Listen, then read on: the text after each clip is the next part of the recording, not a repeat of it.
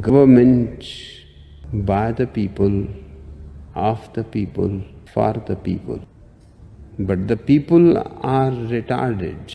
Father, before I begin, bless me, Father, for I'm about to sin. America. I pledge allegiance to the United States of America. One nation, indivisible, under God, for real. And Corn Pop was a bad dude. And he ran a bunch of bad boys. Senators here. Chuck, stand up, Chuck. Let him see you. Oh, God love you. What am I talking about? I tell you what, you're making everybody else stand up, though, pal. Thank you very, very much. I tell you what, stand up for Chuck. The best way to get something done, if it holds near and dear to you that you like to be able to, anyway, from Charlotte, another line going from in Florida down to Tampa of Putin's kleptocracy. Yeah. America is a nation that can be defined in a single word. I was going to put him. The idea that Los Angeles and what am I doing here? For two reasons. One,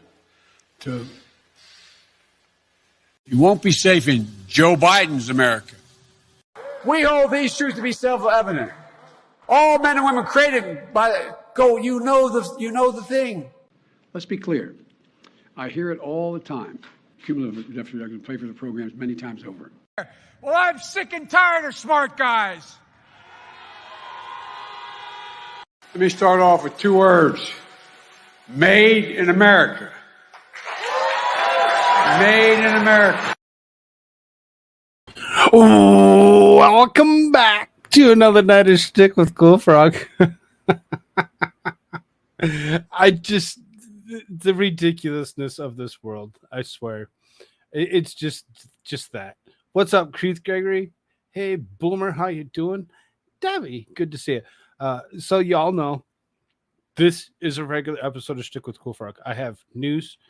I will lead into the next show with Clumsy, which is a members only stream. This show will be redirected to that. If you have your membership, it'd be seamlessly easy for you to do.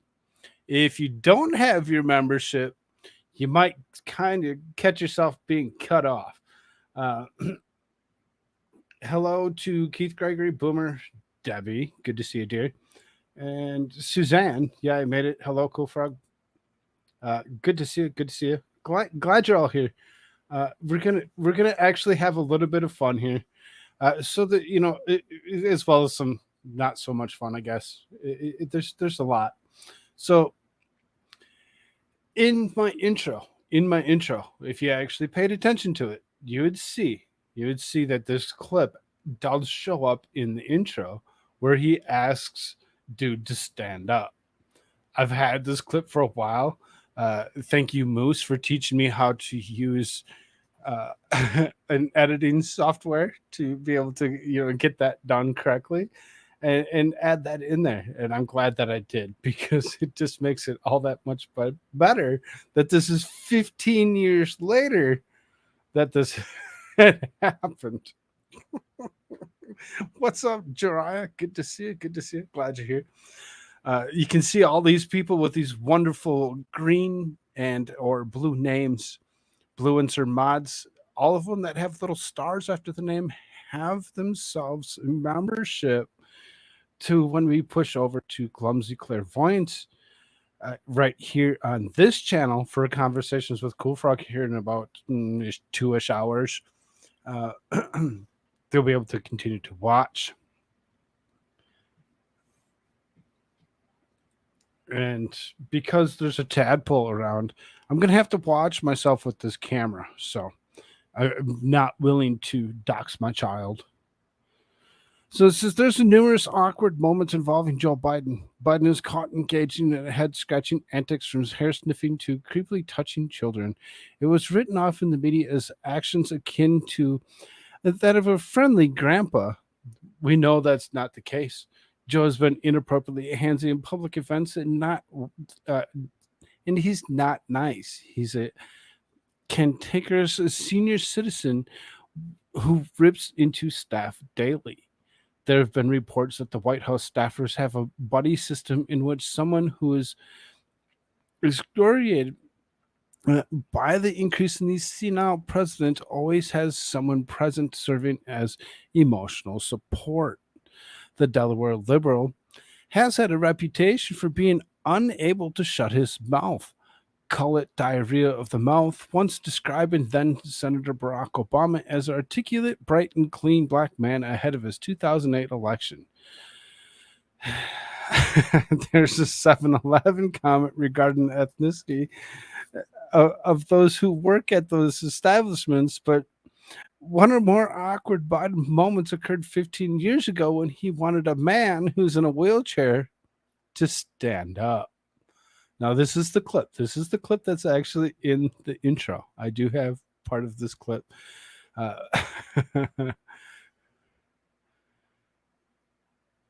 I also am told that Chuck Graham, state senator, is here. Chuck, stand up, Chuck. Let him see you. Oh, God love you. What am I talking about? I tell you what, you're making everybody else stand up, though, pal. Thank you very, very much. I tell you what, stand up for Chuck. 15 wonderful years ago, this man did this. Good to see you, buddy. Thank you. 15 years of ridiculous bullcrap. No, I'm working. Yeah, sure you do. But in this awkward moment during the rally in Columbia, Missouri, at the start of his remarks, he pointed out several state lawmakers in the audience for praise. When he got to Chuck Graham, his senator from Green Meadows, Biden urged the lawmaker to stand up. Chuck, let him see it. Stand up, Chuck. It's hilarious how this happened 15 years ago, and yet to this day we have the tendency to be okay with this man being a ridiculous old man who gaffes at almost anything and everything that he can. That's what he does. That's what he's been known to do. God love you. What am I talking about? Can you tell I'm new? He wasn't new 15 years ago. He wasn't new 15 years ago. He'd been around for a long time as of 15 years ago.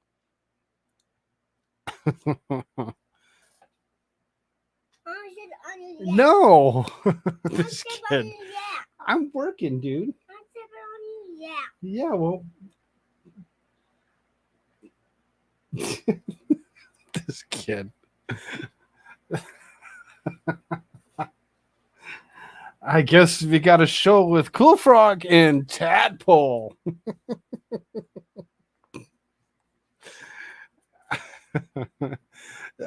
You know, I mean, 15 years ago, you know, this guy had already been in the Senate for several years.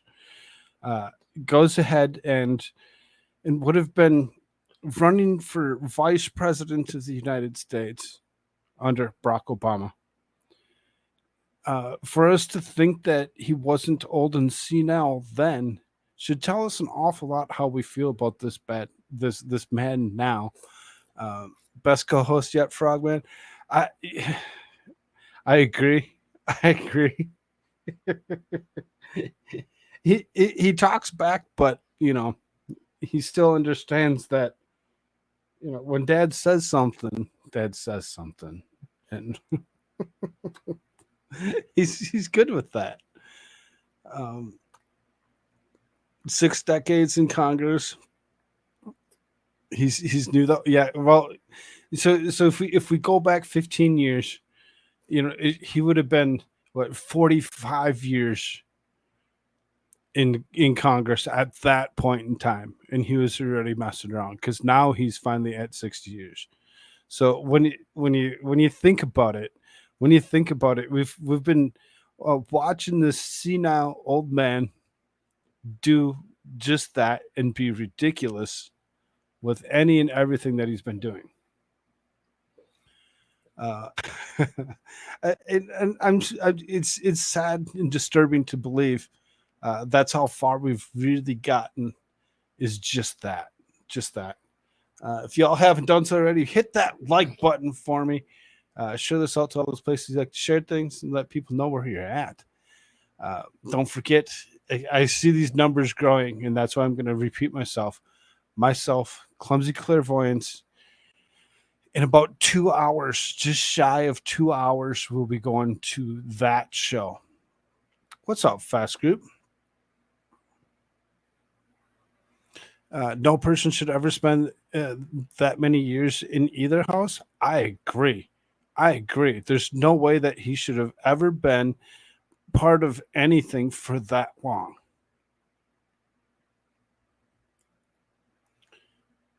Get your co-host with the most up here. He's sitting right here. He's just being a sweet little boy and eating his lollipop and leaving dad alone for the most.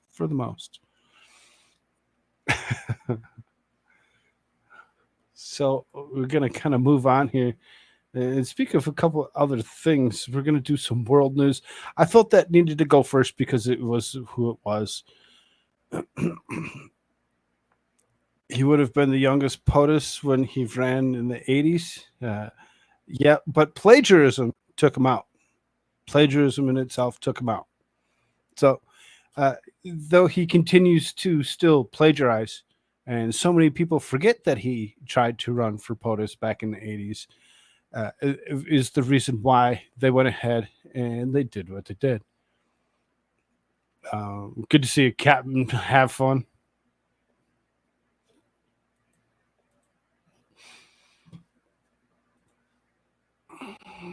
Kind of move on here. Here you go. NATO member admits using tanks for museums to train Ukrainians. Tanks for museums? Wouldn't they have decommissioned those before they put them in the museum? It really kind of sounds a little disturbing for what it is. Yep, tanks. Denmark has admitted to using museum exhibits to train Ukrainian crews on German-made Leopard 1 tanks. A statement published on Friday said at least 6 heavy armor pieces were borrowed from several museums to meet training needs earlier this year. Copenhagen struck a deal with the Netherlands and Germany on February to jointly buy some 100 Leopard 1A5 tanks from Kyiv. The project also involved training for Ukrainian crews. Denmark operated Leopard 1A5 tanks until 2005. Copenhagen sold some 100 of them German company FFG in 2010. While some of the heavy equipment pieces ended up in museums, the Danish military had decided to borrow them back to begin training immediately after the decision to supply the tanks to Ukraine was taken, the statement said. The Danish military confirmed on Friday that it had provided its first batch of Leopard 1 tanks to Kyiv. 10 heavy equipment pieces already in Ukraine. The statement said, adding that more are on the way. Together with Germany, Denmark supplies almost 100 tanks to Ukraine. They've been idle for several years. They've been idle, sitting in a museum. They all needed renovation, but yes, that's the perfect way to train them with dummy tanks that don't work. Sounds kind of confusing. Sounds really confusing when you think about it. Mm-hmm. Yep, dummy tanks. Good job. He's learning. The announcement came just a day after the renowned German military expert expressed skepticism about the tank's potential role in the battlefield. The heavy armor pieces might be helpful, but would hardly be a game changer. Why? Oh yeah, that's why. Because they're decommissioned. They're decommissioned. They would need all refurbished to be refurbished to be able to do anything with them. For them to try using them for training, uh, it'd be like taking and going to the store and grabbing one of the dummy phones that don't work, that are just that, just a dummy phone, and saying, "Here, this is. I'm going to use this to teach you. I'm going to use this to teach you how to run a phone." It's not going to work. It's not going to work. You're not going to get what you need out of it. For them to think that this is something that's legitimately good is funny. It's funny in itself that they trained Ukrainians with dummy tanks. It just wow, really? That's what we get. We get idiots running dummy tanks. Who else is with us now? Puffer, Fast Group. Let's say hi to y'all. I don't want to miss anybody. Vicky, what's up, dude? Where's Moose? I,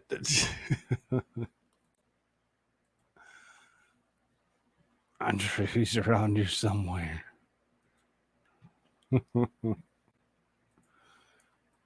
Y'all don't forget to get those memberships bought up before we go into the members only stream with Clumsy Clairvoyance in about an hour and a half. About an hour and a half. It's getting there.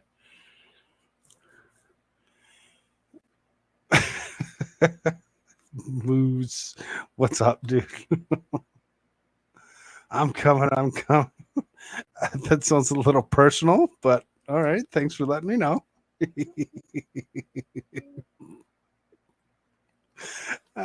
What's up, Daisy girl? What's up? What's up? Good to see you.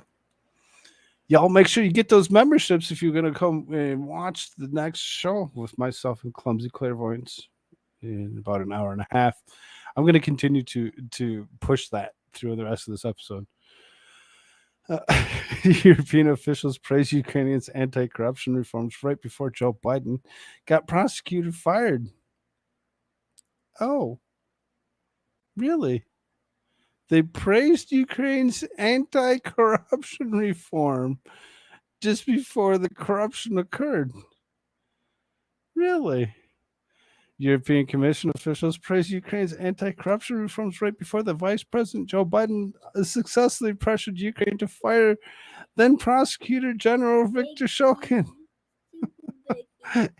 Just, today can't get any better. Today can't get any better. So you can see this happen 8:30 p.m. last night that they posted this. Today just keeps on getting better. That's a really big E. That's a really big E? Yeah. Did you? Yeah, it is a really big E. It's right there. It's right there. Good job. Good job. The European Commission wrote a report in December 2015 that laid out how Ukraine was progressing in its efforts to fight corruption. Months before Shokin was fired because of the threats of Joe Biden to withhold $1 billion loan guarantee from Ukraine, the New York Post and Just News first reported. The New York Post, awesome. Oh, look, an actual scribed message. An actual scribed message from them. 12 pages long. The European Commission officials noted that Shokin is appointed head of Ukraine's National Anti-Corruption Bureau after an intensive select process. Just the hypocrisy behind it is hilarious. It's hilarious. Yeah, he's learning. He's learning some things. It's fun to do. It's fun to do. At least it's no longer it screams in its actual words. Misfit. Welcome to the Frog Army. That comes with a lot of responsibility. You're now available to interact and join the members only chat with myself and Clumsy Clairvoyance in 100. an hour and a half. A 100. A 100, yes, there's a 100 right there. You 100. see that? You see, yes, it's right there. Oh, I highlighted it. Good job. Good job. And again, I'm just having fun trying to drum up some conversation, some other things. Vicky T gifted Koolfrogg membership. Went straight to Daisy Girl. There you go. There you go. That's a nice little gift. Good to see. Good to see. Glad to see you do such a thing. I appreciate that. I really do. So then I know I'm just putting some ridiculous news articles up for what it is. It's okay. I had fun trying to find some stuff. We'll get into some more hard hitting things here in a short bit. Klaus Schwab calls the governments to merge with unelected corporate elite. World Economic Forum Chairman Klaus Schwab has called for the governments around the world to begin merging with the unelected corporate elite to usher in his agenda to end the era of capitalism. Ah, yes, that's what we need. We need to end capitalism because capitalism is bad. Capitalism is bad because there's no other way that you can make money. But yeah, okay, let's end capitalism because that makes sense. Schwab made the comments during the address of this week's Association of Southeast Asian Nations. The events of meeting the Southeast Asian government and their partner nations, the World Economic Forum founder argues that the governments must embrace his globalist organization's allies and allow corporate power elites to begin forging public policy. During his speech, Schwab took the opportunity to dictate his plans for the merging of a state and corporate power. However, the address from Schwab left many questioning why the head of non-governmental organization that represents private corporate interests was even at the event. The ASEAN and 10 member states and the established dialogue partners and the many other countries. The collective was comprehensive partnership with Australia, India, and China. The ASEAN, I would almost assume that they call that something like the ASEAN or the ASEAN or the almost anything else that they want. I'm going to skip that ad for everybody. The summit, which was held biannually, is the highest policy making body. The event compromises the government leaders of the head of state. However, Schwab does not represent any country, let alone a nation in Southeast Asia. Nevertheless, made an appearance in the latest summit held in Indonesia and have a speech dictating his agenda to leaders of sovereign nations. The 43rd summit was held in Jakarta from the 5th to the 7th of September of 2023. On its website, the summit is described as a bilateral meeting between the leaders of attending countries. Schwab, who represents large corporations, is apparently the only exception to this rule. An Australian politician, Craig Kelly, tweeted yesterday, "Why is Klaus holding court at the current summit in Indonesia? And why is Klaus also advocating for a merger of state and corporate power?" Speaking of the summit, Schwab told government leaders that he is pushing what he calls public-private cooperation. He continued by asserting that with the fusion of corporation and state, he would see a shift from the era of capitalism to an era of talentism.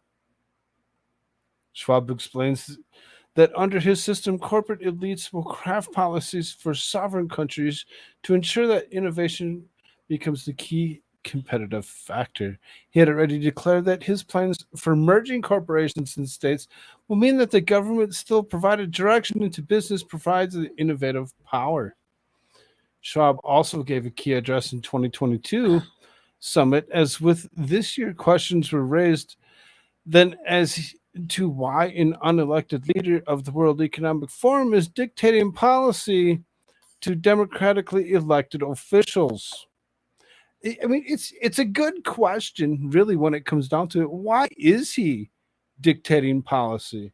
Why is anybody even listening to the dictation that's being set forward by this guy? Because most democratically elected officials weren't necessarily democratically elected. They were installed. Put into place for the way they want people to be.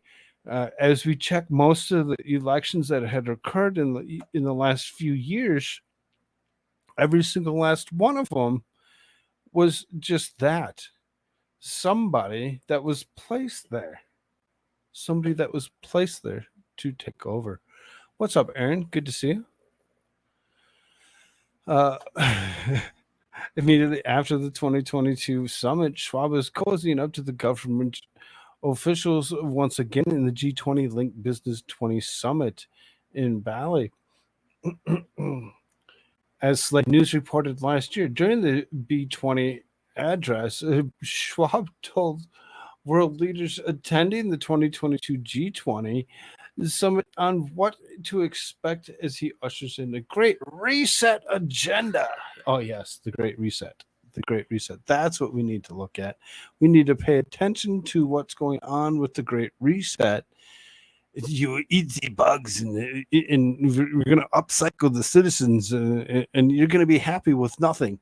It'll be okay. Everybody it'll be just fine. You don't need things, do you? I don't think you do. I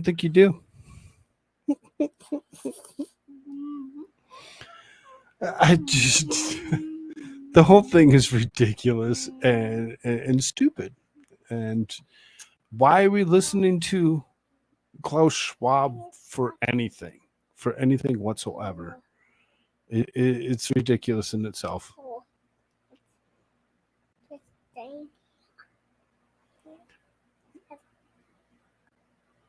Cricket flour is good in protein shakes, but it's expensive. But it doesn't actually give you the protein that you need to if you just eat just that. That's supposed to be a supplement to help when you're lifting weights. It's a supplement to give you extra proteins that you didn't already get from eating meat. Just saying. But all right, yum. Yum.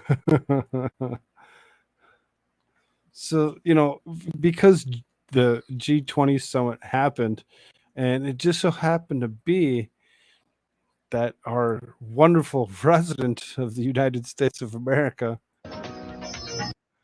just so happened to be there.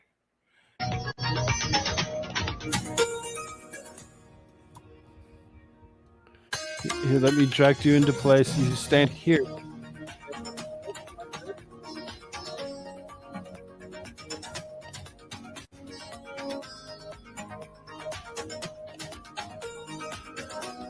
Why is he touching everybody?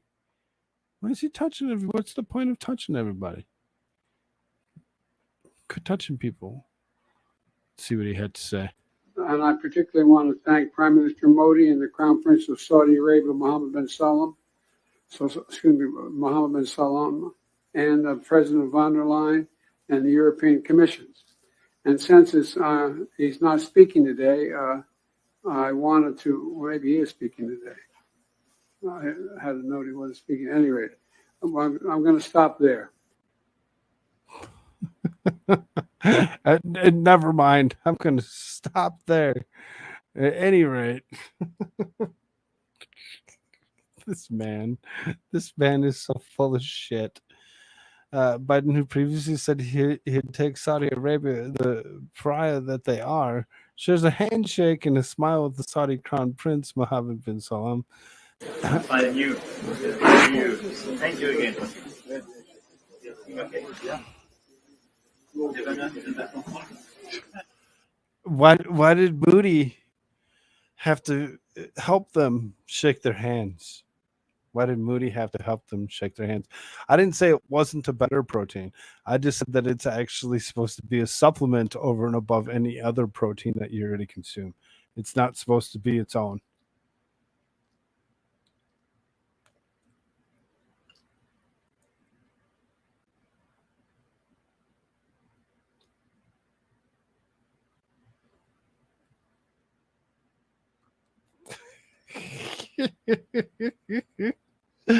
Oh, that's funny. That's funny.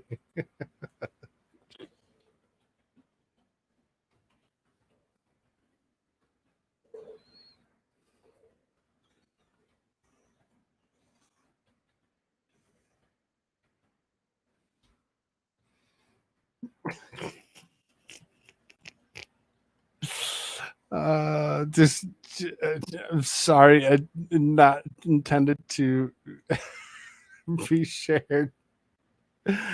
Oh, that's so good.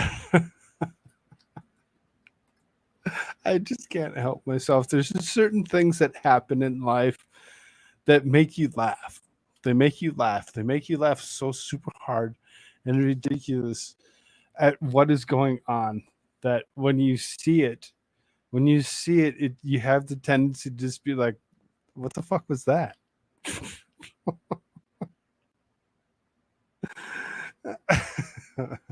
And when things happen that you never expected to happen, you get it. You get it. You understand it. And sometimes it sucks. Sometimes it hurts. But, we deal with it. We deal with it. Utah special election results may be bad news for Mitt Romney. Yes, yes, go away, Mitt Romney.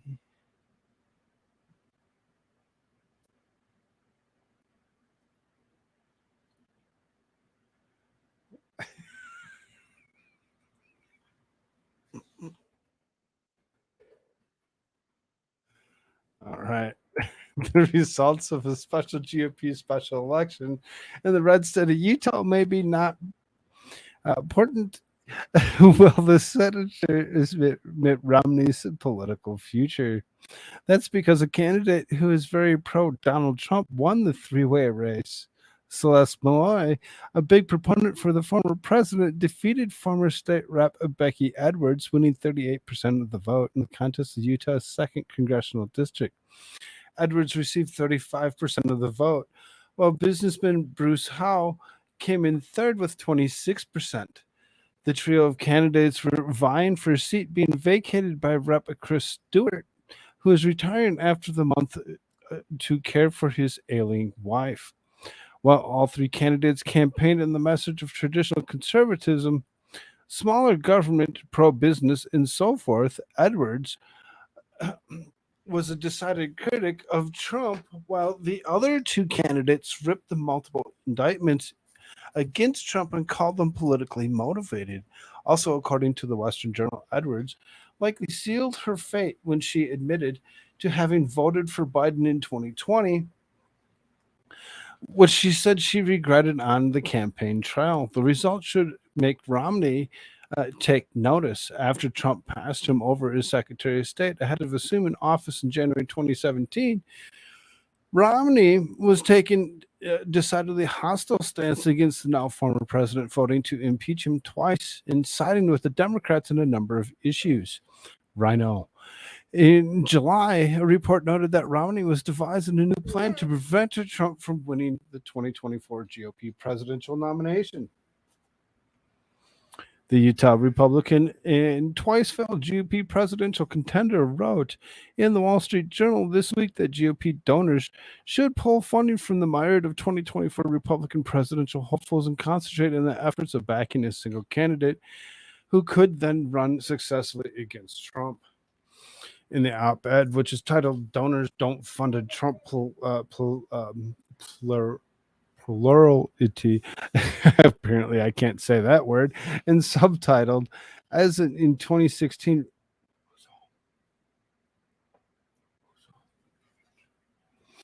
As in 2016, Republican candidates. Yeah, it's mom. As in 2016, Republican candidates won't drop out soon enough. Here's how to give them a push. Despite Donald Trump's apparent inevitably a baker's dozen, Republicans are hoping to become a party's 2024 nominee. What? Mom not here. Oh, I thought I heard mom. She should be really soon. I want Mom. Yeah, I know. She should be really soon. I thought I heard the door. My bad. It's possible for any of them in the field. Narrows this two-person race before Mr. Trump was the nomination sewn up. For that to happen, Republican mega donors and influencers, large and small, are going to have to do something they didn't do in 2016. Get candidates the support to agree and withdraw, and then when their paths and nomination are effectively closed, that discussion day should be no later than, say, February 26th, the Monday following the contests in Iowa, New Hampshire, Nevada, and South Carolina. Romney went on to say that no-hope candidates often have incentives to prolong their campaigns, even if they come in behind the first-place candidate. It can set the stage to another run in the future and may head to lucrative opportunities as seated as Mike Huckabee. I just hit a creek. Huh? A creek. You heard a creak? No, creek. A squeak? What is that? No, a creek. A squeak? Yeah. I just hit that. So, what do you think that came from? Let's go investigate. Okay, go investigate. You tell me. Let's Go find out. Together. Go find out. He then quoted former New Hampshire Governor John Sununu. It is fun running for president if you know you cannot win. I don't know. Somebody named You don't. Okay. Okay. I don't know. Okay. Well, sit down. Left of the inclinations, except several of the contenders to stay in the race for a long time, they will split the non-Trump vote, giving him the prize. The plurality of is all needed for a winner to take all the primaries.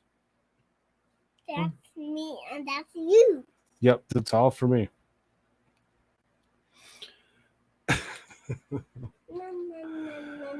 Candidates themselves used to consolidate the field to achieve what they saw as a greater purpose. In 1968, potential candidates William Scranton, Charles H. Percy, Mark Hatfield, John Chafee, and Nelson Rockefeller rallied around my father, George W. Romney, instead of seeking nomination themselves because they believed he had the best shot stopping Richard Nixon.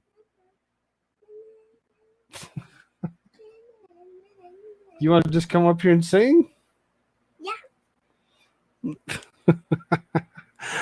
It looks like there could be some problems, some issues for Mitt Romney here in the near future, as you know, he's potentially going to be relieved of his position, as all these others may actually take over.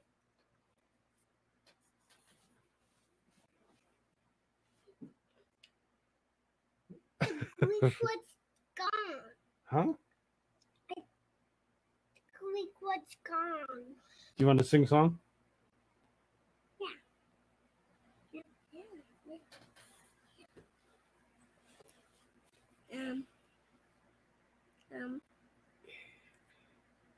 A B. C. Do you want to say alphabet? Yeah. Okay, go for it. A B C D G H I J K L M P Q R S and T U W X Y and Z. Good job. Good job. Hey, I'm going. What? You gonna do it again? Yeah. The choo-choo train song. The Choo Choo Train song. I don't know that song. Do you? Yeah. The Blippi song. The Blippi choo-choo train song. I don't know that song. Do you? I do. Go ahead. It's just like choo-choo comes the train. Just like that. Just like that? Yeah. Well, shouldn't. Y'all imagine I get to talk to this all day long. The cuteness overload is just that. It's so much fun and to listen to the stuff that he comes up with on a regular basis. It's great. It's gold. Hour and 15 minutes. Hour and 15 minutes. We go live with Clumsy Clairvoyance. If you don't have membership, grab one now so that you can join us.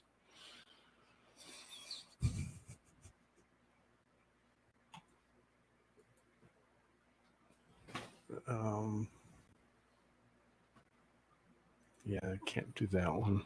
So there's some interesting ordeal that occurred within the last day. And I found it very disturbing that we would go this far. It says governor bans carrying guns in Albuquerque after 11-year-old was killed. It says Governor Michelle Lujan Grisham on Friday announced a new public health order that she said will prohibit people from carrying firearms either open or concealed in Albuquerque and throughout the Bernalillo County for the next 30 days, regardless to whether they have a permit. The order takes effect immediately in states. No person other than the law enforcement officer or licensed security officer shall possess a firearm, either openly or concealed, within cities or counties averaging 1,000 or more violent crimes per 100,000 residents per year 2021. Lynn Grissom, a Democrat, issued the executive order Thursday evening declaring gun violence a public health emergency. During the news conference Friday, she said that she expects legal challenges to this new public health order and expressed uncertainty about whether the order would prevail in court. The order currently applies only to the city of Albuquerque and Bernalillo County, Luan Grissom said, and can only be enforced not by local authorities, but by New Mexico State Police, whose presence in the state's largest city would be significant over the next month. Violating the order would likely be a misdemeanor, Luan Grissom said, and it will only apply to private property or a licensed gun dealer or shooting range while traveling. The order states firearms must be locked in a container or with a trigger lock. Lujan Grissom's order also calls upon the State Department of Health to compile and issue a comprehensive report on gunshot victims presenting at hospitals in New Mexico. Really, you don't say. A separate order calls for some measures to combat substance abuse as well, such as joint program for the Department of Health and State Environment Department to conduct wastewater testing and drugs like fentanyl in public schools. After the 30-day period, Luan Grissom said the administration will either amend or remove or adjust the order depending on the circumstances. So, when you get into this a little bit further, and you see that somebody actually recorded Lujan Grissom actually saying these particular things. You took an oath to the Constitution. Isn't it unconstitutional to say you cannot exercise your carrying license? With one exception, and that is if there's an emergency, and I've declared an emergency for a temporary amount of time, I can invoke additional powers. No constitutional right, in my view, including my oath, is intended to be absolute. There are restrictions on free speech. There are restrictions on my freedoms. In this emergency, this 11-year-old and all these parents who have lost all these children, they deserve my attention to have the debate about whether or not in an emergency we can create a safer environment. Because what about their constitutional rights? I took an oath to uphold those too. And if we ignore this growing problem without being bold, I've said to every other New Mexican, your rights are subrogated to theirs. And they are not, in my view. Wait a minute, though. You're talking about crimes. There are already laws against crimes, so how are there rights? I got it, but again, if I'm unsafe, who's standing up for that right? If this climate is so out of control, Squabob. somebody should do something. I'm doing as much as I know to do. Yep. Do you really think that criminals are going to hear this message and not carry a gun in Albuquerque on the streets for 30 days? No. But here's what I do think. It's a pretty resounding message. It's a pretty resounding message. Oh, okay. Gee, thanks. Thanks for voicing your opinion and declaring an emergency in that city because you felt it was necessary to go that far to declare an emergency because there was an 11-year-old child that was unalived during that instance. So you felt it was necessary to do something. Then you look at the title of tonight's show, Shtick with Koolfrogg. New Mexico sheriff refuses to enforce governor's ban on carrying guns. Refuses. Here he is. Stupid.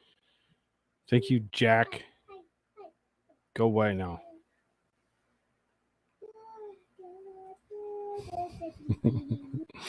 On Friday, Bernalillo County, New Mexico Sheriff John Allen announced that he has reservations regarding the order of Governor Lujan Grissom to suspend firearm laws for 30 days because of the challenges of the foundation of our Constitution.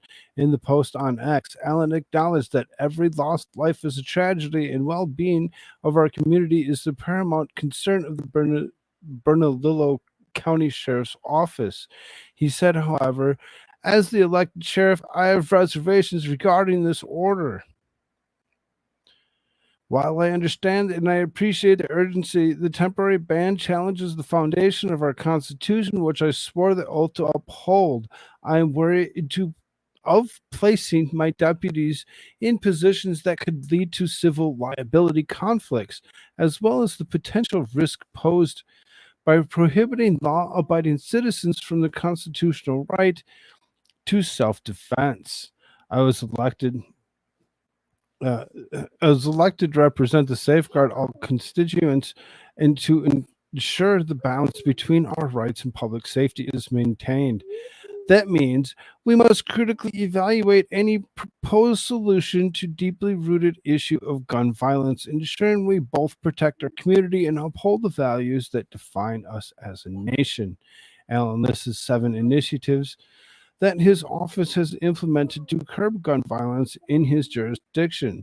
Those initiatives are utilizing extreme risk protection orders, a behavioral health unit, a youth gun violence prevention program, a felon firearm possession intervention, a crime commission initiative partnering between different agencies, and a violence intervention program.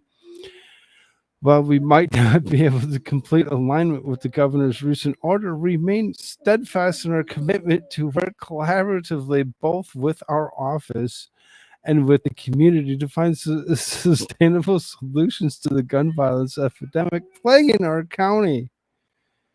Earlier Friday, Governor Grissom announced that she was placing a 30-day ban on open concealed carry of firearm in Albuquerque and Bernalillo County after the 11-year-old boy was killed in his way home from a baseball game Wednesday. To justify the order, gun violence and killing between 2 to 3 children every month in New Mexico. Every single one of these deaths is unconscionable, and they must stop. The press conference, the governor claimed that if she declared it an emergency, it would give her additional powers. No constitutional right, in my view, including oath, is intended to be absolute, she says. So, she has the democratic thought that the Second Amendment isn't absolute when it says that all people shall be able to bear arms as it be. For her to continuously push, some ignorant thoughts that the same as what our current president actually kind of spews, saying that they're not absolute. They are absolute. They are supposed to be absolute. There's nothing that you should be able to do to throw red tape laws at any of this. There's restrictions in free speech. There's restrictions in freedoms. In this emergency, an 11-year-old and all these parents who have lost other children, they deserve my attention. Give them their attention. Give them their attention. You don't need to also go ahead and do other ridiculous acts like telling everybody else that they can't carry a firearm that they use to protect themselves and or others from these types of people that do this ridiculous stuff. I don't think that they quite get it. I don't think it's quite clicking when it comes down to it. Yes. Mom's here. Yay. Many have seen the ban is unconstitutional, while Grissom has made it known she's ready for a legal fight. For her to continuously push to remove for what it is for her to remove or put in place emergency rulings is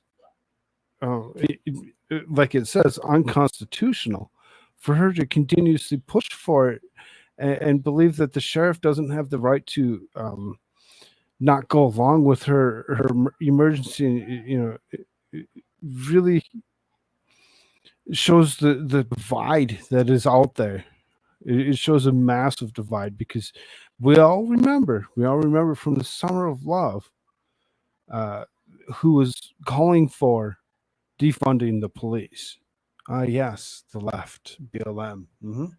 It was the left, and now we're looking at it and we're seeing it the other way around, where the left is sitting there trying to push to put or to in place red tape laws, things like emergency actions against people for what it is. It's very disturbing and should never be allowed to be a thing. But it's there. It's there. No, everybody, don't forget. So where are we at? 1 hour. 1 hour from now. Right, Clumsy? You okay yet? I see. There's a little bit of confusion there. You got another hour. 7:30 your time, right? Y'all make sure you have those memberships ready. It's going to be something fun.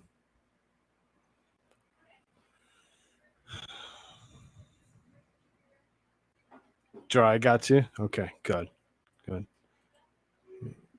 Calmed you down, made you less anxious, thinking that you're going live like right now. You got another whole hour.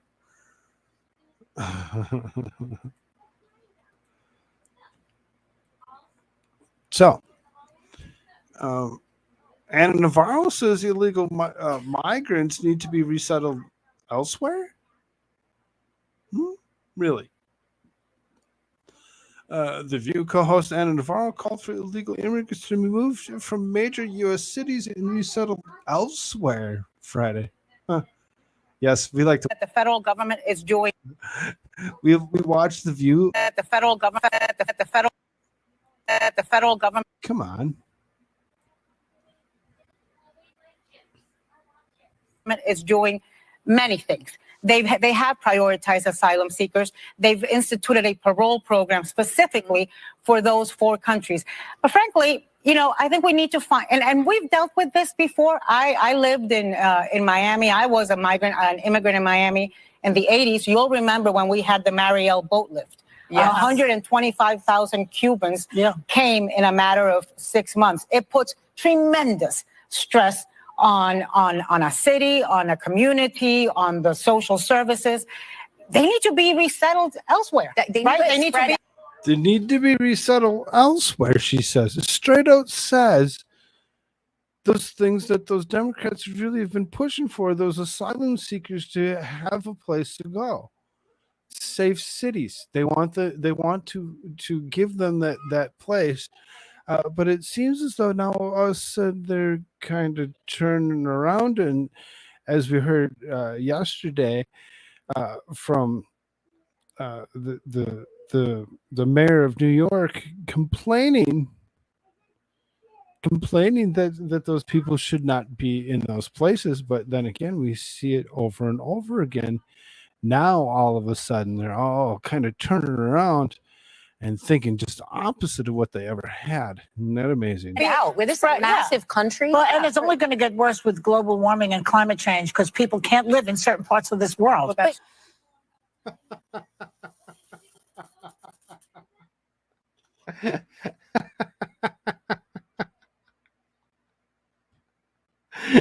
Yeah. Oh, really? In certain places they won't be able to live. You mean like those big, huge mansions that they built along the oceans in Florida and stuff? Those places like that Nancy Pelosi owns. Mm-hmm. And we'll all be going to. But the interesting thing is, this is a great thing. This should be a great issue for Republicans. I mean, in terms of Cubans, Cuban Americans are voting for Republicans by and large, right? Especially because of that boat lift and because they feel like this country gave them a step up. Yet Republicans are the ones that are shipping them off. Yeah, but the problem here is. What did she say? Should we listen to that yet one more time? What did she say? Especially because of that boat lift and because they feel like this country gave them a step up. Yet Republicans are the ones that are shipping them off. Yeah, but the problem here is. The Republicans are the ones that are shipping them off and shipping them away. Mm-hmm. Yeah. What exactly is the point? Who's doing what? Why is it that the Democrats are the ones that are sitting there complaining? No, she's crazy, Frog? Oh, okay. Okay, good to know. The view equals the nuts. Kind of seems that way. Squad Bub says, I think blue is a pretty color. Yeah, it's a pretty color. That's the only thing that it's good for. It's the only thing it's good for. For whatever reason, as they speak of how this is happening, let's blame it on the Republicans. It has to be blamed on the Republicans. We need to turn this back around from what you just said and make it be the other way around. It's so dumb. It's so dumb. This wonderful country that we live in just so happens to not understand very much at all. I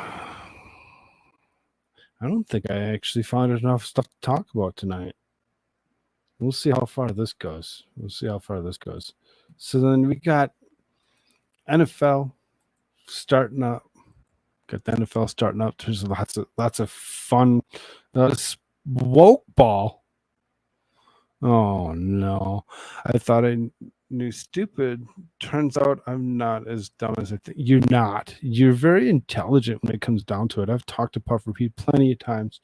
She's a very intelligent young lady, and she could probably do just as good, if not better, of a job at what I'm doing here herself. She could do it. I know she could. You a Vikings fan, Koolfrogg? No. I am not though I'm from Minnesota, I'm actually a Bears fan. So there you go. I said it. But I don't pay attention to football. I haven't paid attention to football for the last, I don't know, maybe 7-ish years, something like that.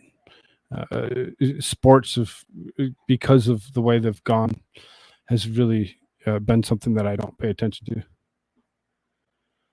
Hugs to fraud. Thank you, man. Yes, no, exactly. We know. We know. We all talk to you. We all see how where the intelligence actually comes from. It's from Puffer. Woke ball. The National Football League season kicked off Thursday to the sound of boos. Some fans weren't happy when the local choir performed a song considered to be by some to be the Black national anthem. Before the Kansas City Chiefs hosted the Detroit Lions in the league's season opener in Arrowhead Stadium, the choir's performance of Lift Every Voice and Sing took place from the Star Spangled Banner was sung. The Kansas City Boys and Girls Choir performed a rendition of the song according to the KCTV TV. Boos were audible after the performance.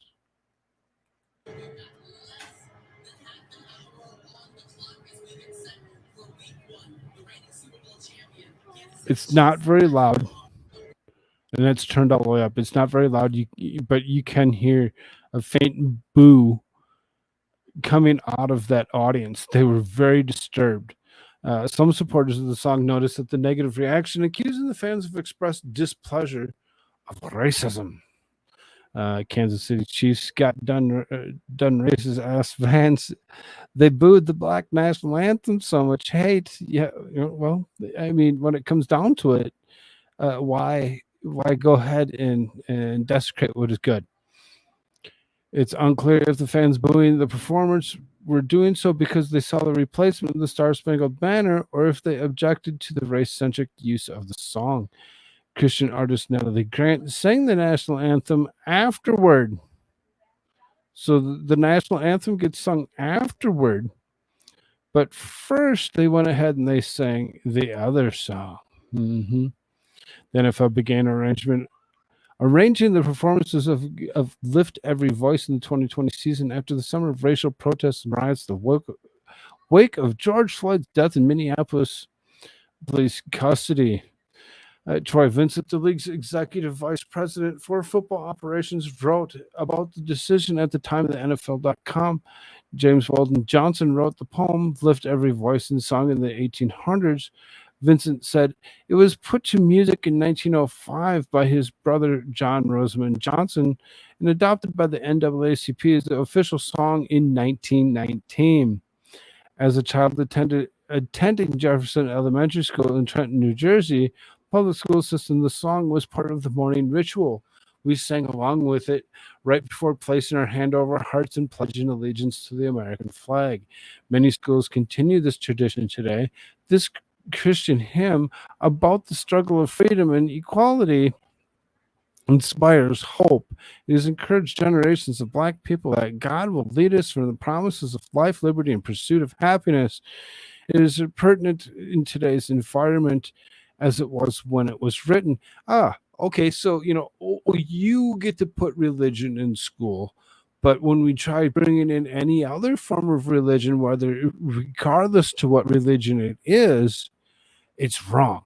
It's wrong. You can't bring religion into school, but you can. Oh, okay. Rules for thee, but not for me.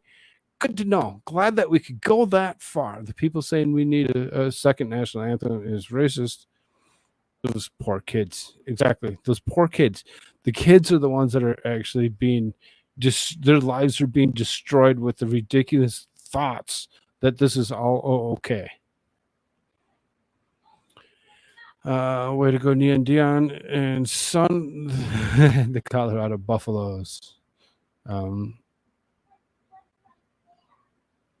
not big on watching people play keep away. I'm not really. I used to watch the sports, but I really don't pay attention to them anymore because of this kind of shit. It just don't make any sense whatsoever on why we'd go to the point of listening to this Black national anthem. I don't even want to play it. I don't even want to play it for y'all. If you want to hear it, this is a Western Journal article. I believe that I put it in somewhere on Discord. If you have the ability to get in there, you know how you get in Discord? Anybody want to answer the question how you get in Discord? Tell you how. Join the channel. Join the channel. You join the channel. You make yourself to the community tab, and you get yourself into the Discord. You bring yourself in there. Yep, become a member. Exactly, become a member. That's the easiest way to do it. If you can't afford to do so, turn on gifted options. You'd be surprised how many people do gift out these memberships, and how many will potentially be gifted in the near future. You just never know. If you can't afford it, you reach out to me at Koolfrogg, DM me on X, exactly, or koolfrogg@gmail.com. If that's something that you can't do and you can get a hold of any of the other mods that are part of Discord and or here, like Beautifully Inappropriate, where is Beautiful? Beautifully Inappropriate, Vicky T, Boomer, they all, I believe Boomer has the abilities to get those links to you. So you get a hold of somebody, somehow, some way, we'll get those links to you to get into that Discord if you can't afford it. Because I'm not requiring somebody to pay for it to get in there. The interesting on that, because I don't require it, because it's not really a necessity to go that far. I'm not going to ever kick you out for non-payment. Payment's not a way to get kicked out. You want to get kicked out? We can come up with another reason to kick you out. It's been done before, and I'm not opposed to doing it again. Beautiful Sun Logs. Yeah, I figured. Hopefully she wakes up for this next show, because I know she'd be very upset if she misses it. So, because that was as disturbing, I was going to play the song. But I really don't want to.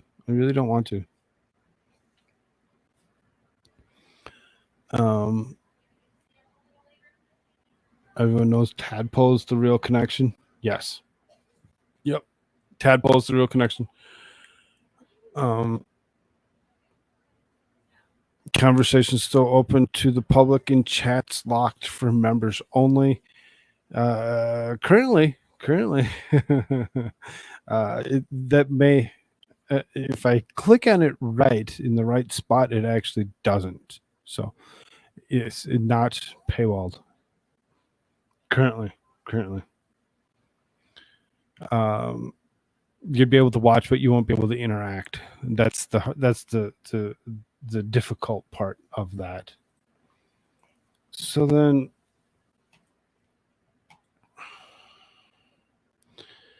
we talked about this guy before. There's an immigrant that they're looking for. Manhunt still underway for extremely dangerous illegal alien fugitive that escaped Pennsylvania prison by scaling wall. A manhunt is underway for the escaped murderer of the Chester County, Pennsylvania prison. Danilo Cavacente, 34, was an illegal immigrant from Brazil and escaped prison by scaling a wall and climbing over razor wire on August 31st. Give me one moment.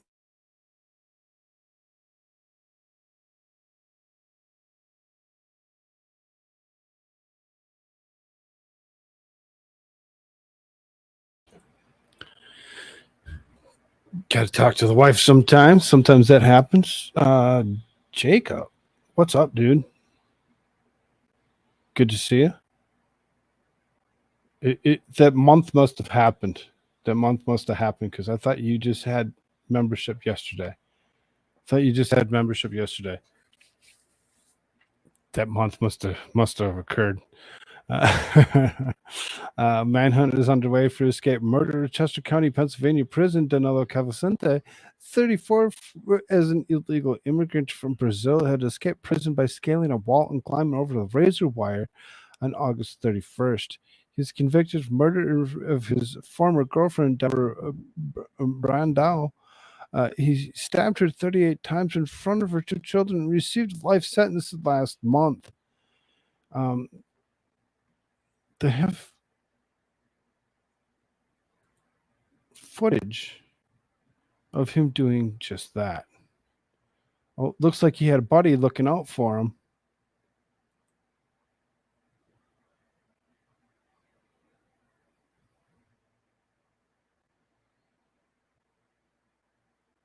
Good thing he's strong enough. Agreed to do that, and of course, continue to work closely with the district attorney's office as we move forward. Amazingly, as you know, on the morning of Thursday, August 31st, to do just that inmate and scale that wall. Danilo Cavalcante escaped from the Chester County Prison. The investigation into the escape is ongoing and is being conducted jointly by the Chester County District Attorney's Office and the Pennsylvania State Police. In total, there have been 4 sightings within that boundary.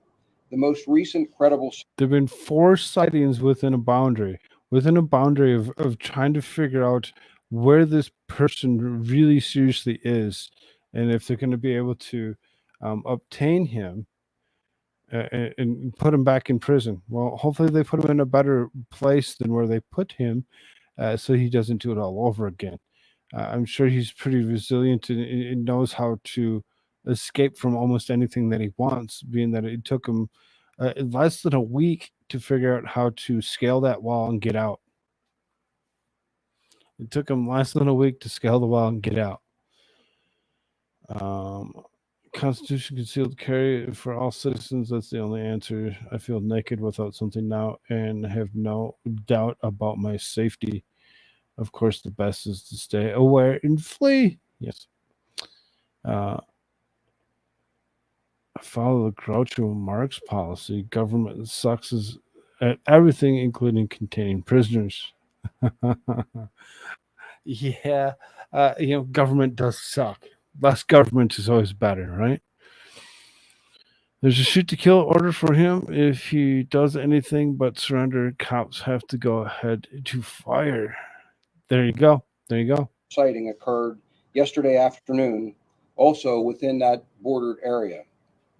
We have secured that area and continue to actively search it.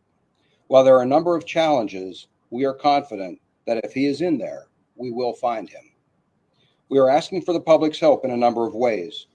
First, familiarize themselves with the photograph and description of Cavalcante. There is every reason to believe he remains in this area. Second, within the secured area I have described, as well as near there, we are asking residents to check on their neighbors. If they're not at home, please let us know so we can check their property in their absence. We know that we have numerous homes within the search area in which we presume the occupants are away for the holiday weekend. We have been checking the exteriors of many of those homes, but as they return, if they find anything disturbed, please stop and call us so that we can check it out prior to them going through the residence. We do consider him to be a very dangerous individual. He is convicted of homicide here, was involved in another homicide in Brazil some years ago. It's somebody that we think poses a threat and needs to be taken out of the community, needs to be incarcerated. He has the option to surrender. That is what we hope he will do. Will he be returned to Chester? We also remind everyone that a reward totaling up to $10,000 has been offered for information leading to the capture of Danilo Cavalcante. Nice.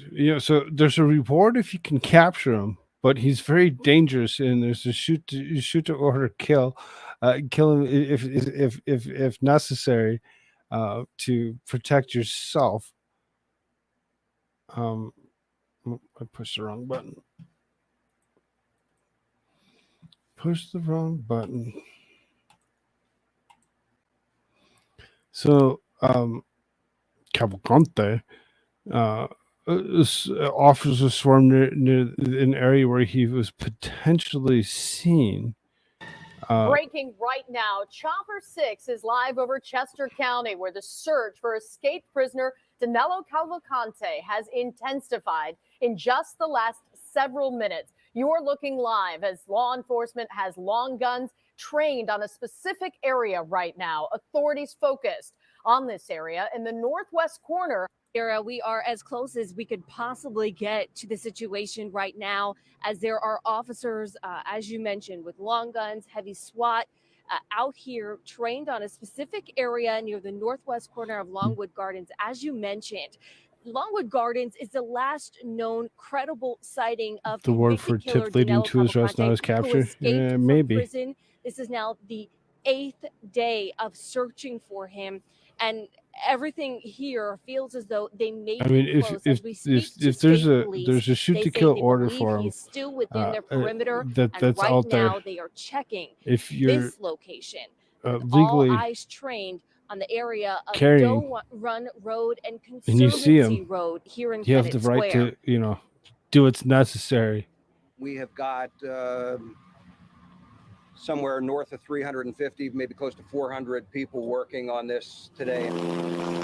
The 9th day in the search for convicted killer Danilo Cavalcante, and we're getting an inside look at the headquarters in the operation to capture this escaped prisoner. I know how stressful this is for the community. You want to know that there is a strong effort to capture him. Working 12-hour shifts, state troopers, customs and border agents, and FBI agents are manning the phones, taking in tips, and dispatching law enforcement accordingly. There was I mean, as they should be. I mean, it's not something that they should ever change. They should be doing just that, the way they're intended to do, and taking any and field any calls to capture this particular individual for the disturbances that he's caused. It's probably costing a lot of money to go through this process to get at him. They call all guns assault rifles by the changed mainstream media. Why the change? Because it's okay. It's okay when it's on one side of the of the realm. The other side, no. He kind of looks like a young John Leguizamo. Think so? I'm not so sure. I'd have to see another picture of Leguizamo. Watch, he's dressed up as a state trooper. That'd be funny. watching live camera feeds and taking in a stream of the helicopter's aerial view. This is Route 1 or Baltimore Pike down here. Longwood Gardens up in here. A giant map of the latest perimeter is projected onto the wall to show exactly where trooper vehicles are stationed to dispatch accordingly. In this area, we've got tactical teams operating right now, mounted. They seriously still think that he's within that area? That he wouldn't try leaving the city? He's just going to sit there? I'm not so positive about that. Aviation. Searching a field near Baltimore Pike and Lenape Road on foot and mounted patrol this morning, the goal is to keep pressure on Cavalcante, who has experience hiding in the... Okay, so I wish seeing that share button's right over the top of that. So let me see if I can't. I really hate how they do this. Come on, I want to close it. It's not allowing me to. Not allowing me to. the jungle of Brazil, evading capture in his home country in 2017. After the crime that he committed down there, he did something very similar to this in the jungle down there. So it's not surprising to me that he's able to last out there for a little while. Did the same thing in the We jungle are as down close there. as we can Oh, okay. possibly get to the activity here on the ground right now without impeding any of this 8-day-long investigation. Again, bulletproof vests here, men with long guns, mounted police officers using technology, aerial views. They are trying their best to track down. So he's a criminal. He's a criminal. So he's resilient, and he's able to survive under certain circumstances for long periods of time. He's done this before. There's lots of different things adding up here that really make it sound like there's something something that he could, if he has the abilities to get clothes and weaponry or any sort, do you think that he wouldn't open fire back at any officer if there's a shoot to kill order out there for him? Do you think he's going to go down willingly? I don't think so. I don't think he's going to go down willingly. What's up, Jay Lee? Good to see you. Good to see you. I just don't see him willingly, stopping. I really don't. Down this convicted killer and bring him once again to justice. As I mentioned, there's a lot of activity here right now, but we have seen this before. There's been oftentimes where they're following up on a tip and everyone rushes to one area. But when speaking to Lieutenant Colonel George Bivens, he also is clear to say he knows that they're going to be following up on tips, but never do they leave this perimeter of the search area unmanned, which means there are still state troopers all around this 8 to 10 mile search area to ensure if Cavalcante is not here, he's not breaking that perimeter either. We're live in Kennett Square. Maggie Kent, Channel 6, Action News. Sarah. Yeah, Maggie, and you'll be there on the ground. Our choppers up in the air monitoring things, so we'll come back to you as things develop. It's an awful lot of resources being put out there for this particular.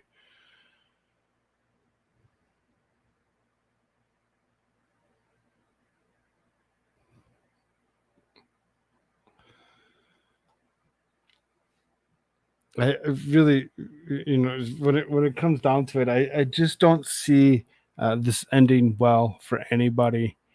I'm, I know it's just my opinion, but I think that there's going to be a lot more to go along with this. We're not going to see him go, be captured. He won't. He will be unalived for what it is. He will be.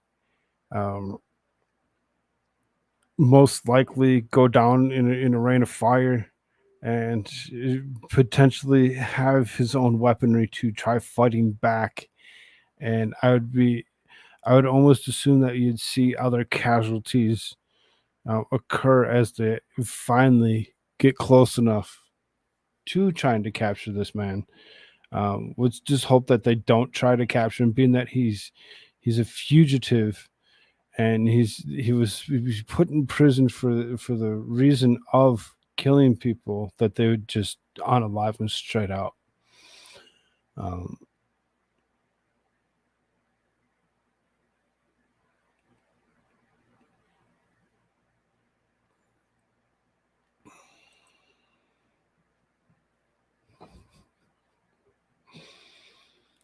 Y'all be nice. The search supposedly cost $2 million for the 10 search so far. Yeah, that's ridiculous amount of money to try continuously. I figured it was 10 day to continuously try and go after this particular person. You'd think that they would have better resources that would be able to, if they have him within a 10-mile parameter, if he's within that parameter, that they'd be able to get at him sooner than later. And being that it's been 10 days, that they do better. Just do better.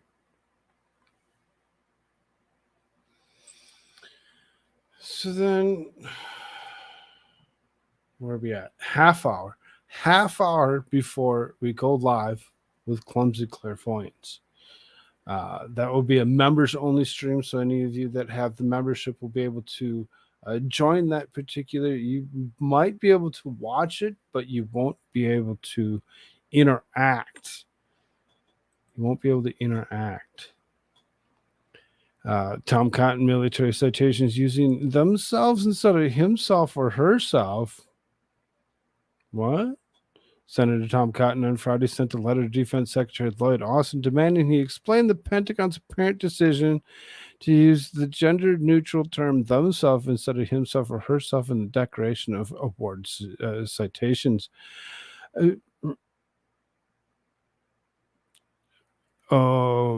Okay. So now that we see it's not a himself or a herself, it's a themself, no matter what.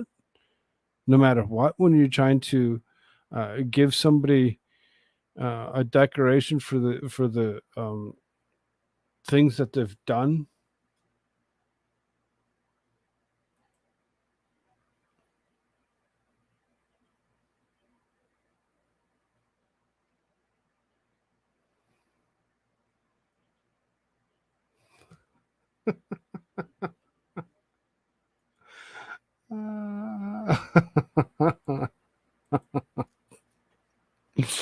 Just be nice. Be nice to each other. Yeah. Why are you looking at me weird?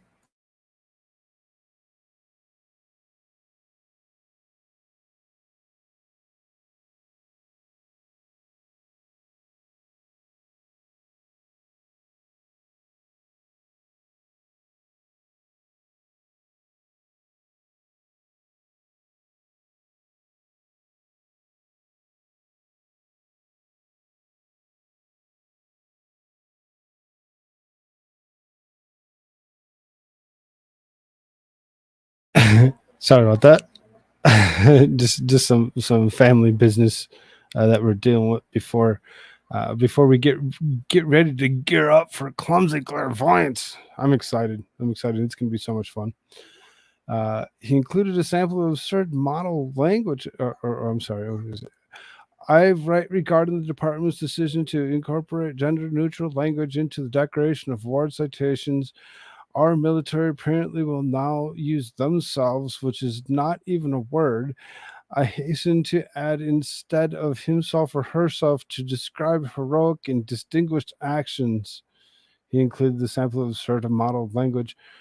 First last junior United States military service distinguished themselves by a superior meritorious service in a position of significant responsibility as position and duty assignment from month and year to month year. Cotton said the previous guidance simply referred to service members as himself or herself, and I want to stress this language isn't referring to unspecified personnel in an abstract or large numbers of troops. It refers to specific named persons whose preferred gender is presumably known. Cotton made it clear that he opposed the apparent language change, slamming it as worse than Orwellian. The department embraces a far left gender ideology, doesn't merely subvert the English language in ways that would astonish George Orwell. Worse, it exemplifies the Pentagon leadership consumed by the fads of the faculty lounge at the time when the Army can't hit its recruiting goals. The Navy can't keep ships out of the dry dock, and the Air Force can't find spare parts for planes. We demand Austin answer by next Friday at 5 p.m. as to if he personally approved the change, and if he did not, when he learned about it.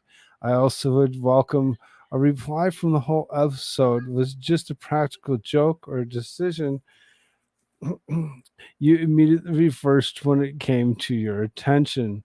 He included a footnote after addressing Austin as Mr., saying, if I may be so bold to assume you prefer gender.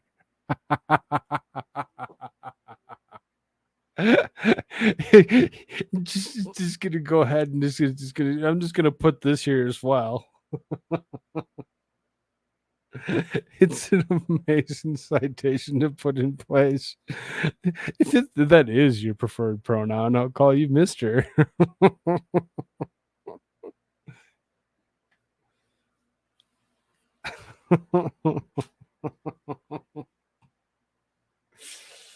All right. I turn off cameras when I am concerned that somebody might enter the room.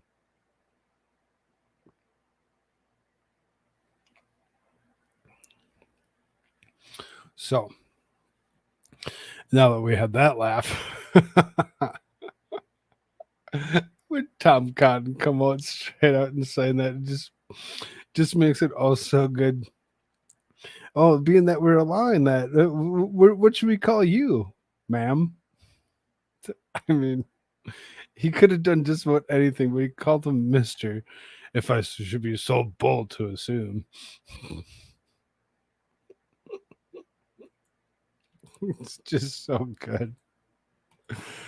But yet so wrong. So wrong. Like this. Just wrong. Oklahoma district hires drag queen as elementary school principal? Huh? As the principal? Parents have been expressing their outrage over the Oklahoma district hired a drag queen to be an elementary school principal. Western Heights School District is facing severe backlash for hiring Shane Vernon, aka Chantal Mandalay, as the principal of John Glenn Elementary School. Chantal Mandalay. Is that what we do? Why is her tongue out?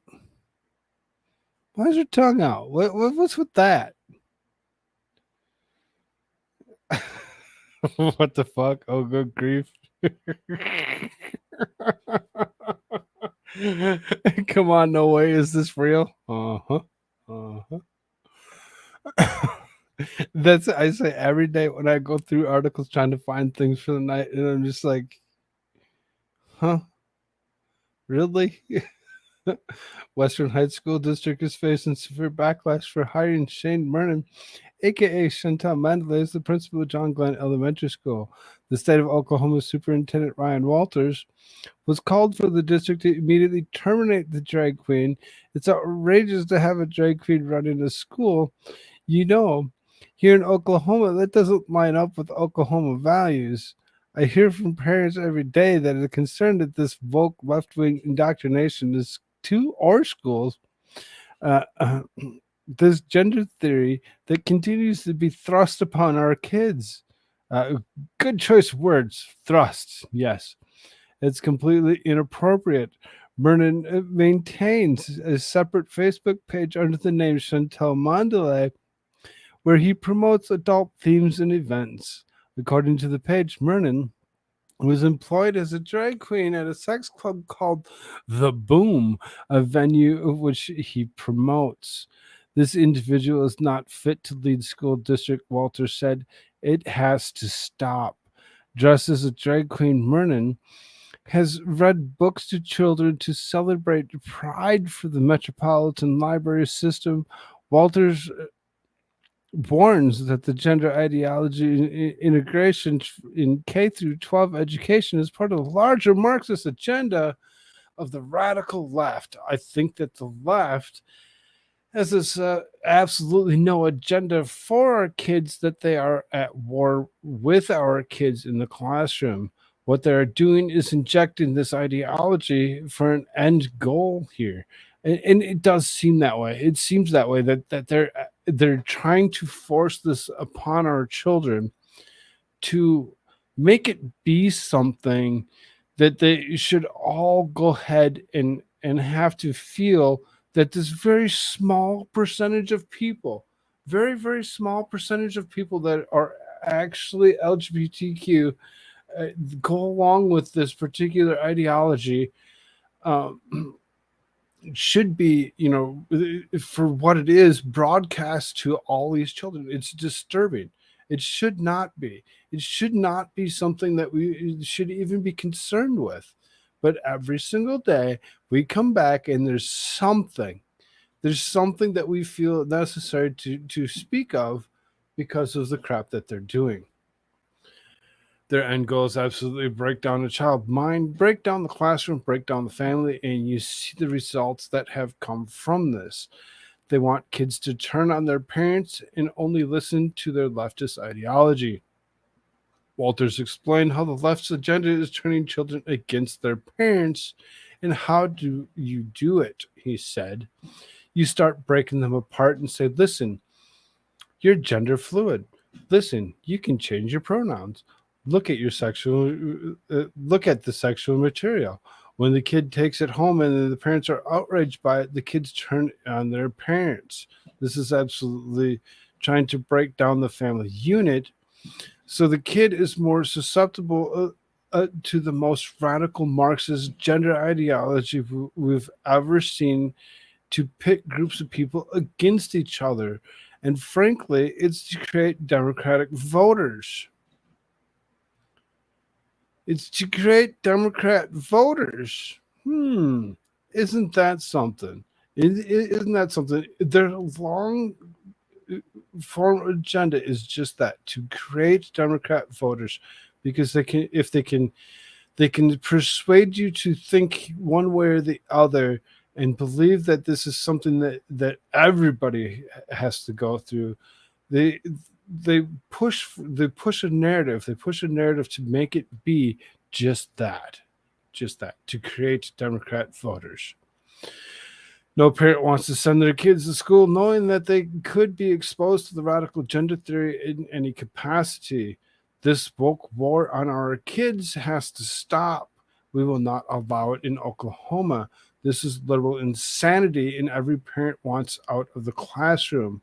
We will not allow our kids to be part of the radical left game for pushing ideology and furthering their end goal, which is creating social justice warriors instead of students that understand how education is a path of success for them. We will not allow it. This will stop. The drag queen principal also has previous charges of child pornography, which were later dismissed. It's okay for you to have child pornography as long as you are a drag queen. Oh, good to know. Good to know. Glad that we can go that far. New here, real question. You're not really a Trump supporter, are you? You actually. What? Yes, I voted for Trump twice, and yes, I will vote for him for a third time. Thank you, Dominic Laporta, for joining us here on this wonderful day and asking such an awesome question. I appreciate that. Yes, I am. I am a Trump supporter. Thank you. Fox News found records from over 20 years ago showing that when charges were filed, all the Mernan's electronic devices were subject to be subpoenaed. According to the local report who covered the story, the charges were dismissed because it could not be proven that the images were of individuals under the age of 18. In a post to the Facebook page, the district acknowledged the prior charges. It said, recently we were made aware of previous charges that were dismissed years ago. We are very excited about his vision for John Glenn and for the community. How gross and disturbing can you be to be so excited that you're going to go ahead and install this person as the principal of a school? That person right there. Principal of the school. Principal of the school. Mm-hmm. Do you seriously think that this right here is principal material? That this person should be the one that's teaching your kids anything whatsoever? I think we might need to question a few things. Any other questions there, Dominic?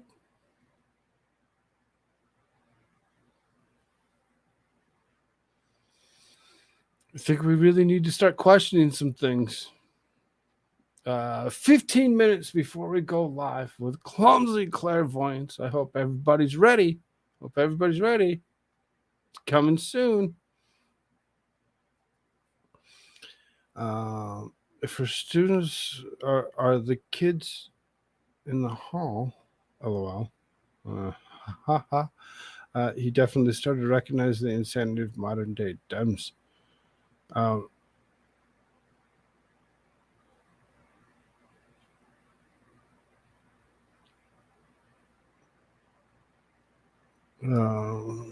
There's a clip of Trump commenting on red flag laws saying take the guns first and then give due process, and you would support that. I didn't say I support everything. Never said that. Just because I'm a Trump supporter doesn't mean I support everything that he's ever done. Operation Warp Speed is one of the worst things that this nation has ever dealt with. And yes, that was put in place by the one and only Donald Trump. Do you remember what Operation Warp Speed was? Oh yes, that was the use of particular jabs to go along with the this coof that we've all been dealing with. Yes, we're on YouTube, so we have to use our words wisely. He definitely started like the elementary school principal who likes butt plugs and wanted to, kindergarten kids needed to know how to use them. Yeah. Gross and disgusting for what it is. So why vote for the lesser of two evils? So why would we want to vote for the disturbing, disgusting Joe Biden? He's been doing this shit for 60 years. He's been corrupted. He's been forcing things to be. He's the one that created, drug and crime bills to incarcerate those of poverty over and over again. The worst president of the United States has ever seen. Why would we want to vote for that? There's absolutely nobody else that's out there that would come close to even giving me a reason to want me to vote for them. Zero people. There's zero other people that would make me change my mind right now. I've listened to them all, and I'll continue to listen to them all as we move ourselves through these primaries that are coming through. So, you stay with us, and keep yourself, keep your open mind, just that, open-minded. Currently, because the way I've voted in the past, like voting for Obama twice to go around and turn back and vote for Trump twice, and yes, I will vote for him a third time. It's just that. I've seen it. I've seen the corruption that come from the Democratic left. Like this disgustingness that they feel necessary to push on our children to create more disturbing people, medically insane, mentally deranged human beings. But, it is what it is.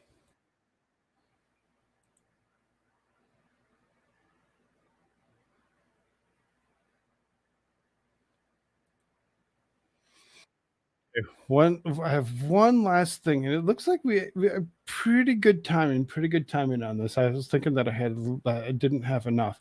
So usually like to go away with something interesting. This man here, crazy, disturbed, or big ass cojones. Come on. I got it.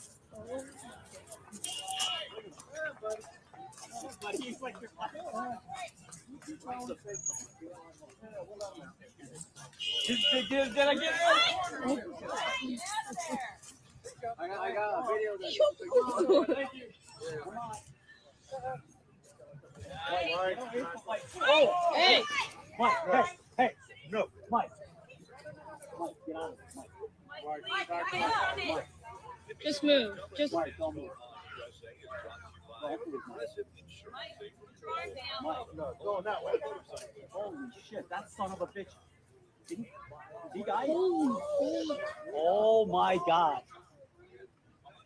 You are like. holy shit. Hey. You are lucky. Holy shit. Yeah, no kidding, right? Who's crazy enough? Who's crazy enough to go ahead and walk the bear off the property so that we can continue to have our party, to only go away with a big, huge, cheesy grin on his face because I just got swatted by a bear and I got these claw marks all the way down my side. He picks his shirt up again. You can see the massive swipe of claw marks. You got lucky. That bear could have lunged at him, could have grabbed him, could have drug him around, could have done almost anything else to him. But yes, the big ass cojones that this man has decided that it would be just, whatever.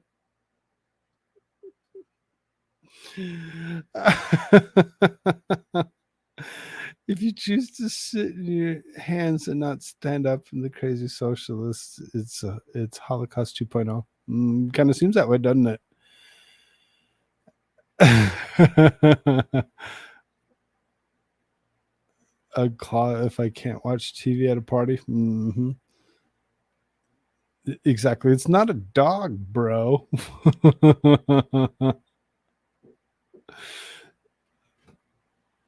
One time I mistook a coyote for a lost dog. What's up, Charlemagne? Good to see you, dude.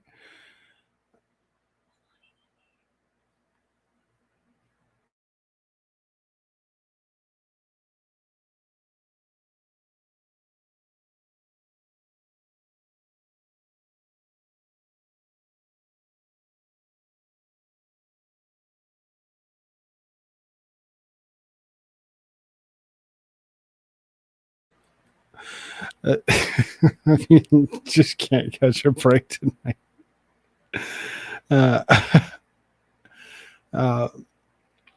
You have to accept your part in causing that people lied about their part in the Holocaust, and those events are happening again here today.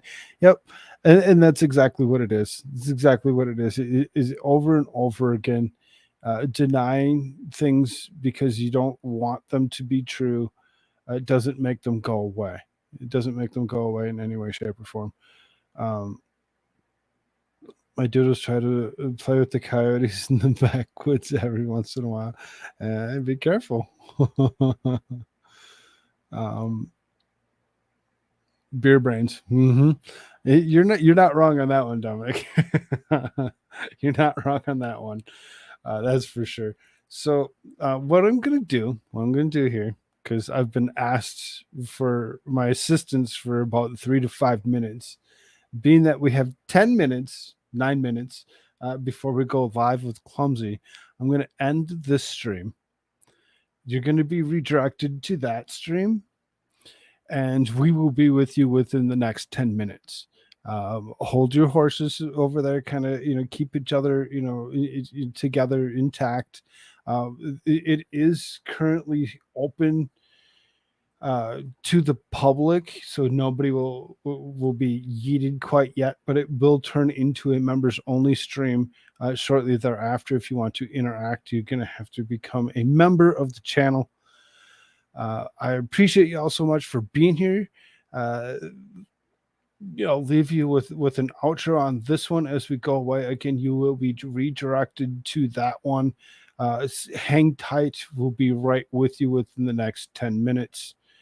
Love y'all. Later. We're winning all the competition because all the women in my family are smarter than I am. I don't want to live on this planet anymore.